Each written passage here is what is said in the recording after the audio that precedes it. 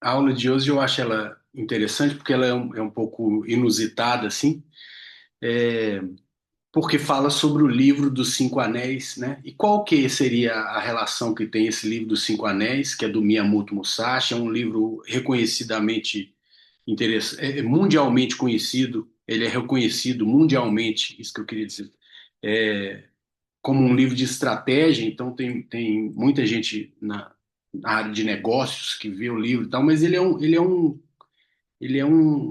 compêndio para a vida, então é um livro muito interessante.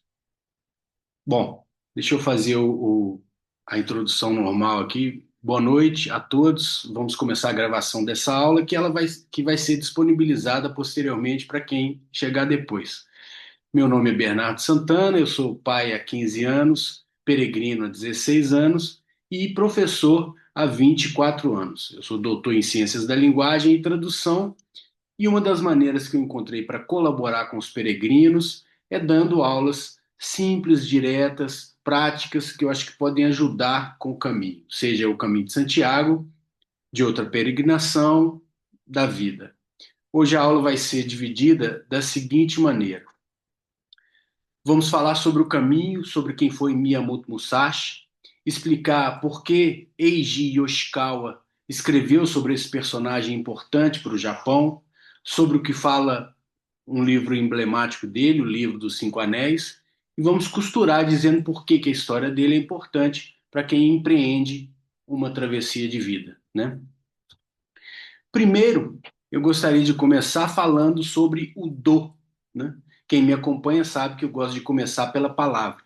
A palavra do, o jeito certo de se escrever é o do com risquinho em cima da letra O no japonês, né? Ela é derivada do ideograma chinês dao, que significa literalmente caminho, via, percurso. Dao ou Tao é a mesma coisa. Vocês devem conhecer o Tao Te Ching, né? É muito famoso. No entanto, o Dao é o termo do sistema linguístico contemporâneo utilizado na China. O Tao é o clássico. No entanto, existe uma diferença entre o Dao e o Do, que nem todo mundo percebe. O Dao pensa o caminho, o Do caminha o caminho. O que isso significa? Significa prática. Isso se refere totalmente à filosofia Zen, à prática, à ação. Entender essa diferença, ela é fundamental para a aula de hoje. Enquanto numa arte marcial, o que a gente chama de jutsu, que é a técnica, o do é justamente a prática. Então ela é o caminho, a formação do ser, né? Então o do se refere ao caminho enquanto formação, como no Jeet Kune Do, Aikido, Judo, Karatê Do. Karatê significa mãos vazias. É, Karatê Do significa o caminho das mãos vazias. Então é não vir armado, estar aberto, ser sincero, verdadeiro, pronto e desarmado, né? Esse tipo de significado que o significante carrega. Por isso que na cultura oriental, sobretudo no Japão, esse do, ele nunca foi apenas um trajeto físico. Ele aponta esse modo de viver, essa formação, essa orientação ética e existencial. Então o caminho ele não é algo que se chega como a Catedral de Santiago, ele é algo que se pratica. E essa é uma visão que o peregrino que vai a Santiago não percebe exatamente bem. É, ele se revela, portanto, é no fazer, é no cotidiano, é na repetição consciente, é na forma como se age diante do mundo. E quem é peregrino de fato, eu acho que ao chegar em Santiago é que percebe o, que todo esse percurso carregou nesse cotidiano essa repetição consciente que ele pode passar a levar para a vida. Por isso que a gente diz comumente que o caminho começa em Santiago, né? É, é o que eu identifico como resposta do porquê de ser tão interessante percorrer o caminho de Shikoku, como eu fiz em 2019. Porque são 88 templos ao redor da ilha de Shikoku. E o caminho é percorrer esse aprendizado, essa repetição consciente. Essas 88 vezes que você entra no templo, tal, percorrer esses 1.200 quilômetros e abrir a volta ao final. Quando você chega no templo 88, você, segundo o rito, você vai até o templo número 1 novamente para mostrar que abriu uma nova volta. Assim eu fiz em 2019. E nas artes marciais japonesas, treinar, o que, que é o treino? É lapidar o caráter, educar a atenção, alinhar o corpo, a mente e a intenção. A prática externa, o caminho externo, acaba por se refletir no caminho e na disciplina interna. Por isso, quando o Musashi fala de caminho, ele não está falando de vitória, mas de retidão no agir, em se moldar, esse tipo de lição, né? Tanto o do japonês quanto o caminho de Santiago, quando feitos como uma peregrinação de fato, não nos conduzem por atalhos, mas nos conduzem a seguir os passos da verdade.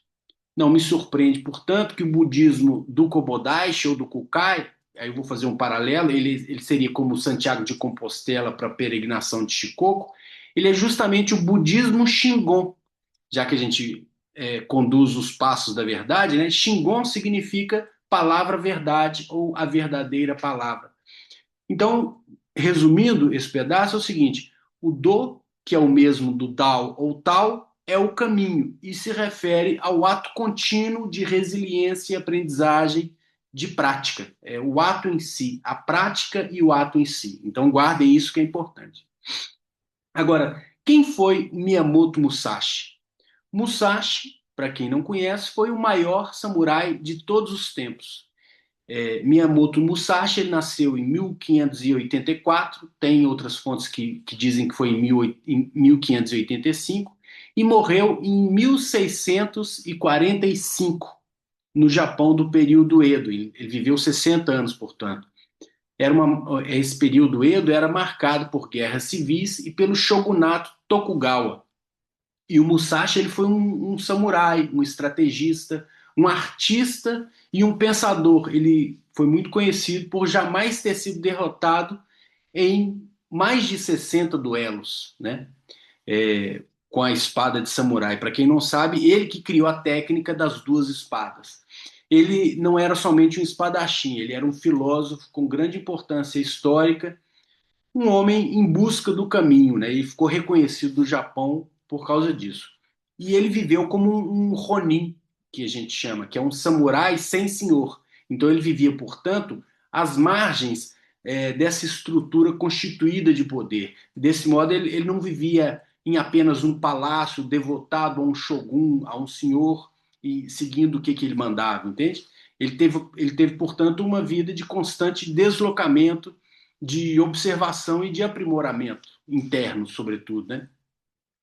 Eu me lembro, inclusive, que uma das coisas que mais me chamou a atenção na sua história é que quando ele era ainda jovem, impetuoso e brigão, ainda iniciando essa vida de espadachim, ele conheceu um monge que o encerrou, ou seja, o prendeu numa torre por alguns anos. E essa torre, olha que curioso, era uma biblioteca. E o que ele fez em vez de se revoltar? Ele decidiu fazer do limão uma limonada suíça. O que ele fez? Ele leu todos os exemplares que tinham nessa torre, nessa biblioteca. Todos os livros que existiam nessa biblioteca, ele leu. Então, o que fez com que ele entrasse para essa prisão, vamos dizer assim, e saísse outro, mais consciente, mais sábio, mais conhecedor do mundo em que ele vivia, né? Diz que ele se iluminou ao sair da torre por conta disso, né? Porque aí ele conheceu um saber constituído, né? Nos últimos anos de vida, ele se retirou para uma caverna chamada Leigando, escreve Reigando, mas acho que no japonês a maneira certa de dizer Leigando, então é Reigando, onde ele escreveu o livro dos Cinco Anéis, não como um manual de luta, mas como um tratado sobre estratégia, percepção e ação correta. E nesse manual ele sintetiza tudo que ele viveu, né? Claro que a luta é a espinha dorsal, mas ele fala sobre o combate, sobre a solidão, sobre a disciplina, sobre o silêncio. E esse é o cerne dessa proposta de hoje, esse livro interessante. O Musashi ele representa uma figura rara e muito curiosa, né? É alguém que atravessou a violência do mundo sem se tornar refém dessa violência. Então ele compreendeu que o verdadeiro combate ele não acontece fora, mas na hesitação, no medo e no apego. Outra coisa que eu peço para vocês guardarem, porque isso é fundamental para essa aula. E é interessante dizer isso, né? Porque ele combatia com espada e os combates eram mortais, né? Quem duelava, um morria, o outro saía vivo, né? E ele participou de 60 combates ou mais e saiu vivo em todos, tanto que ele morreu de velho depois, na época, né? Com 60 anos, depois de ter escrito esse livro nessa caverna e tal. Então ele compreendeu que esse combate ele não acontece fora, mas quando há hesitação, medo e apego, né? Essas três coisas que são fundamentais da gente pensar. Séculos mais tarde, no Japão do século XX, aí que entra o escritor Eiji Yoshikawa, que é um romancista famoso do Japão, que retoma a figura do Musashi num romance publicado num folhetim entre 1935 e 1939, 4 anos, no jornal Asahi Shimbun, eu não sei se pronuncia dessa maneira, foi lançando o periódico e ia lançando capítulos, né, da vida do Musashi, e Eiji Yoshikawa foi escrevendo e se tornou uma literatura clássica no Japão. E por quê? Porque o Japão, na época, vivia um momento de muita crise identitária, né? É, com a modernização acelerada, um militarismo crescente, houve uma certa ruptura entre tradição e a coisa do futuro. E aí o Eiji Yoshikawa ele percebeu que o Musashi ele não era apenas um herói histórico, ele era um símbolo para o povo que estava nesse momento, né? Que ele podia, através desse personagem, trabalhar a identidade japonesa e os valores desse povo, né? Então, ao escrever, ele não buscou a fidelidade documental absoluta. Ele fez um romance baseado na história real, né? Que todo mundo sabia. Então, ele fez num tom de novela em capítulos. E aí, dessa forma, ele conseguiu recontar o caminho desse homem em formação, que era uma pessoa rude, impulsiva e perdida, que ao longo da jornada ele transforma essa força bruta em consciência, na pura iluminação, né?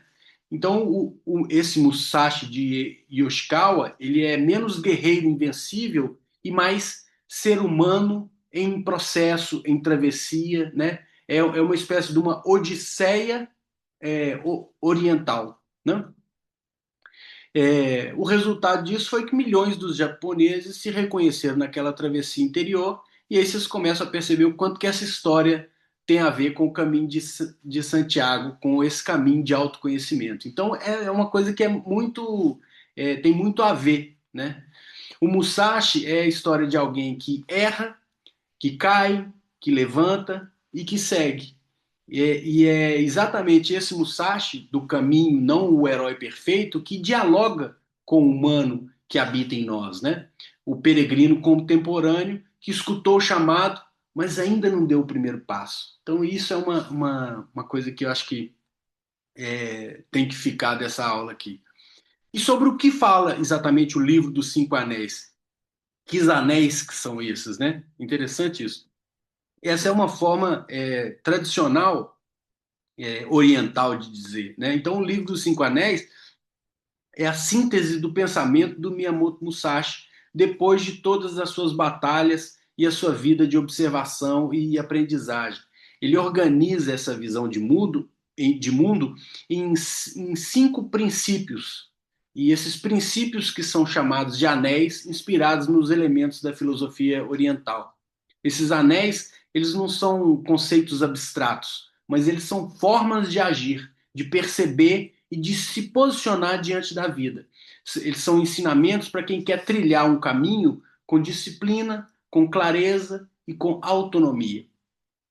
Vocês lembram que eu falei que não era para esquecer da hesitação, né? Do medo, desse tipo de coisa, né? Então, é isso. Então, cada anel ele é um aspecto da prática desse caminho, né? E eles se complementam e eles não funcionam isoladamente, segundo o Musashi.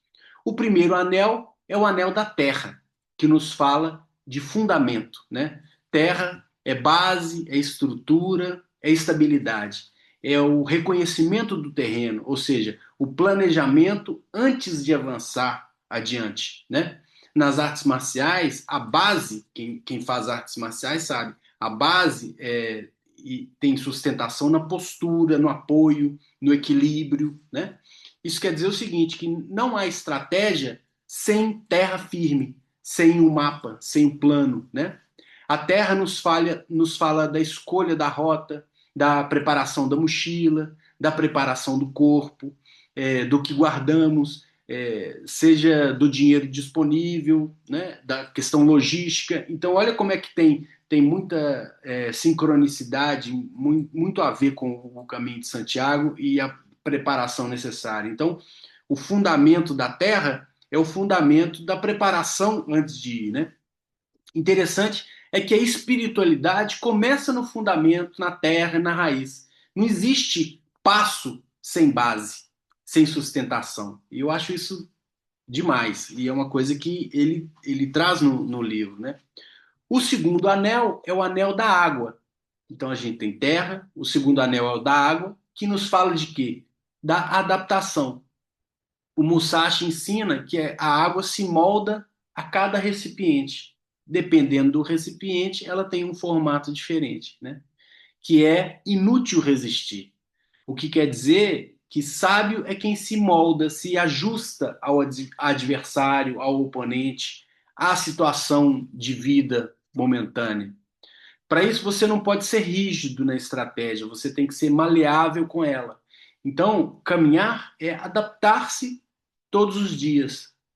Hoje choveu e não era para chover. O corpo dói quando não é para doer. A bolha aparece quando não é para aparecer. O filho tem febre quando não é para ter. E você vai lutar com o que não está na sua mão? Você vai lutar contra aquilo que não está na sua mão? Ou você vai agir segundo o que está ao seu alcance? Então, essa é a adaptação de que nos fala o Musashi. E é uma coisa que a gente às vezes esquece. Quem endurece, quebra. Minha avó mesmo dizia: duro com duro não dá bom muro. Eu acho isso o máximo. Minha avó sempre falava isso. Duro com duro não dá bom muro. E a gente sabe que quem flui, segue. É o princípio da resiliência e da sabedoria oriental. O bambu não dobra com o vento? Então a ideia é mais ou menos essa. O terceiro anel é o anel do fogo, que nos fala sobre a ação. Então, é fogo, ação, decisão, é o combate, né? É o momento do combate, da ação, da pulsão e a resolução a escolha, né? Para isso, não é agressividade, é presença ativa. Hesitar é perder o tempo certo da ação. Tem um pensador brasileiro, o Gustavo Capanema, que disse, isso eu já citei muitas vezes, sobre hesitar e pelejar. Abro aspas. Enquanto os outros hesitam, avancemos sem perda de tempo. Fecho aspas. É exatamente esse ensinamento que o Musashi fala a respeito da ação, desse anel do fogo, que é o anel da ação. É ele que está pronto para o embate e age na hora de agir, sem hesitar, né? É o momento do que no francês, na esgrima francesa, seria o toucher, né? O momento do ataque ou do kiai, do deferimento do golpe, né? Não se hesita no momento certo. No momento certo, você vai e está lá.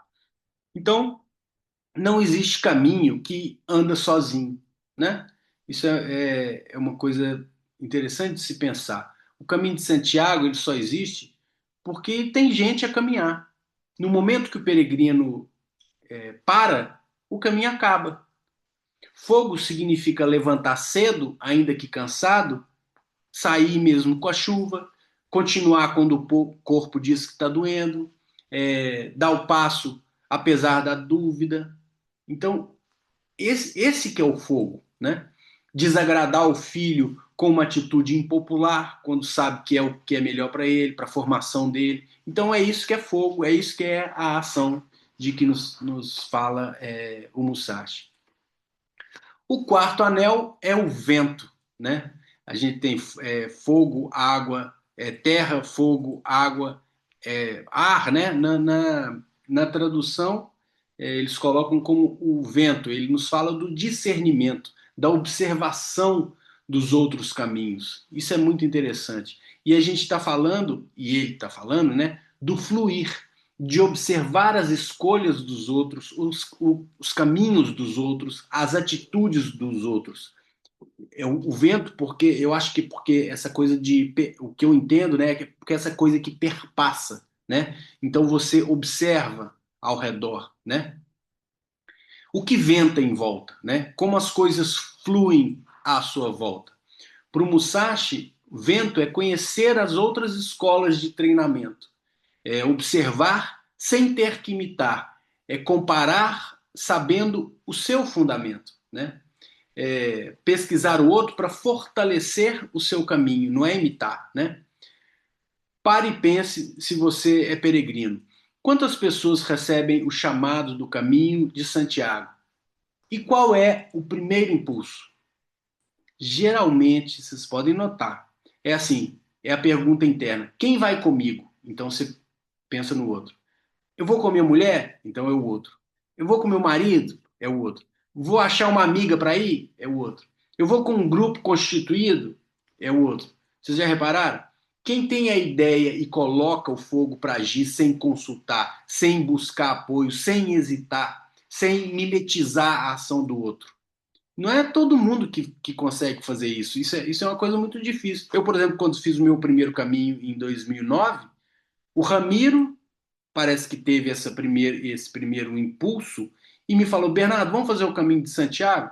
Eu falei: será? Aí ele até falou assim: você já está fazendo e não sabe. Acabou que eu fui com ele no mesmo ano e a gente foi fazer o caminho e tal.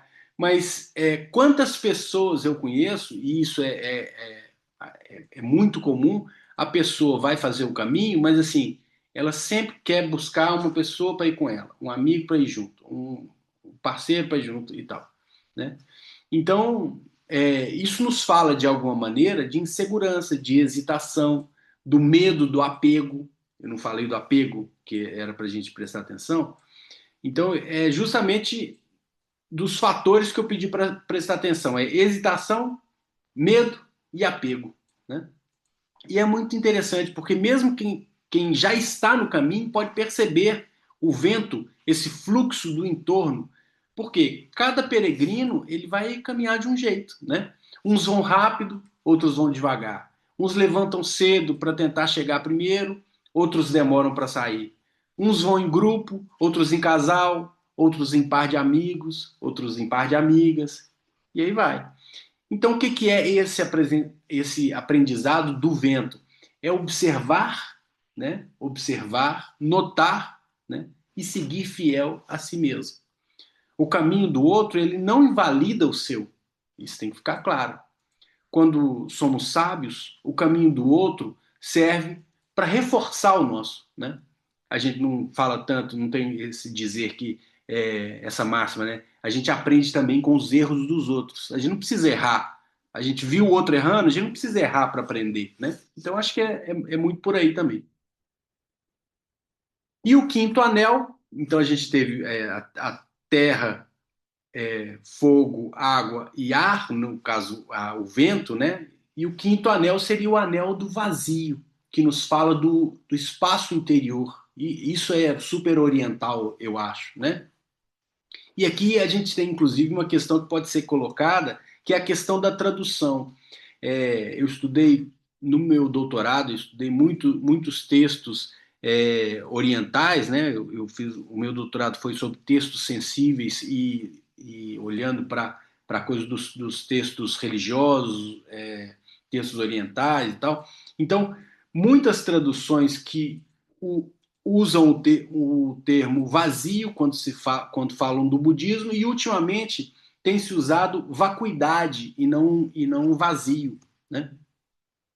É, porque se a gente for pensar linguisticamente, pode fazer uma diferença. Uma coisa é o vazio, outra coisa é o estado de vazio, que tem sido traduzido como vacuidade. Então, acho que tá mais para estado de vazio, eu acredito, aí já é uma coisa minha, eu acredito que tá mais para estado de vazio do que para vazio e do que para vacuidade, entende? Isso é uma questão ainda em definição entre os tradutores e tal. Mas você pode meditar sobre essa ideia e ver o que faz mais sentido para você, né?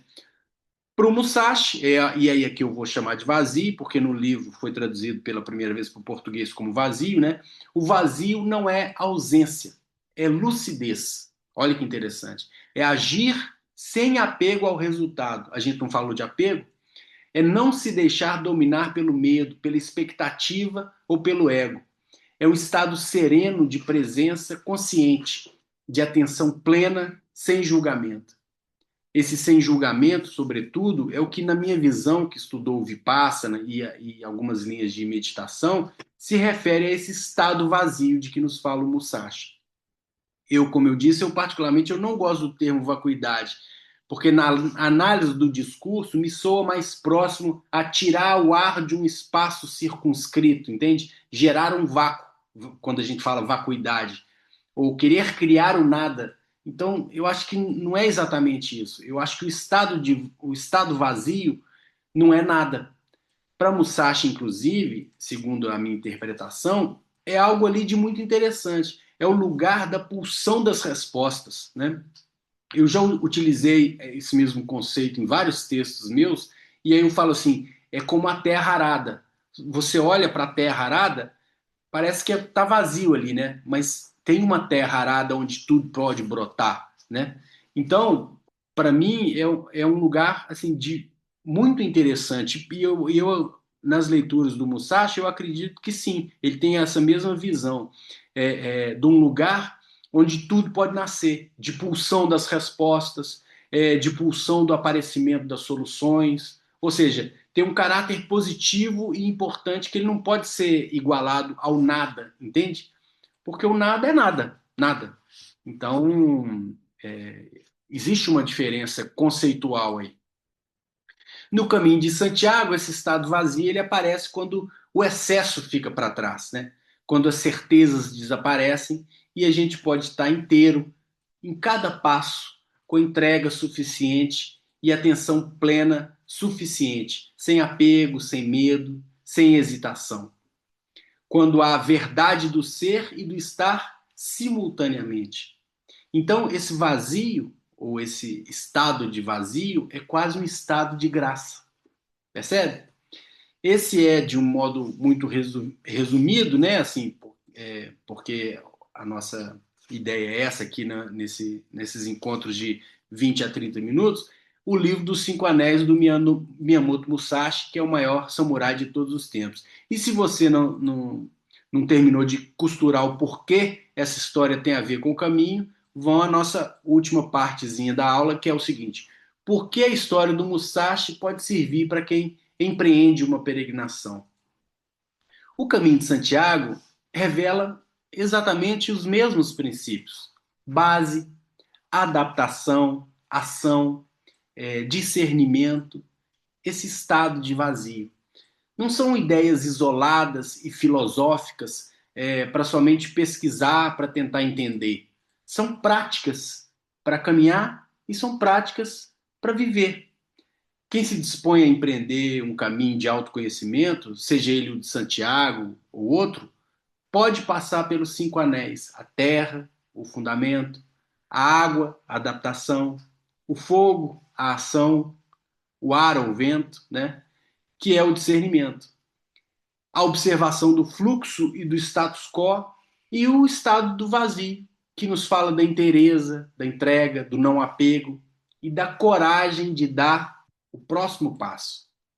Se você se identificou e sabe que está na hora de dar esse próximo passo, eu estou aqui para ajudar e disponibilizar todos os recursos que a gente coloca para você, para que não precise ficar dependendo da escolha do outro, da ação do outro, né? Do caminho do outro, da história do outro. O caminho pessoal, ele se refere, como eu disse no começo da aula, ao ato contínuo de resiliência e aprendizagem, de prática, portanto. O ato em si. E depende da sua terra, da sua água, do seu fogo, do seu ar ou vento e do seu estado de vazio, da sua presença consciente, da sua presença plena.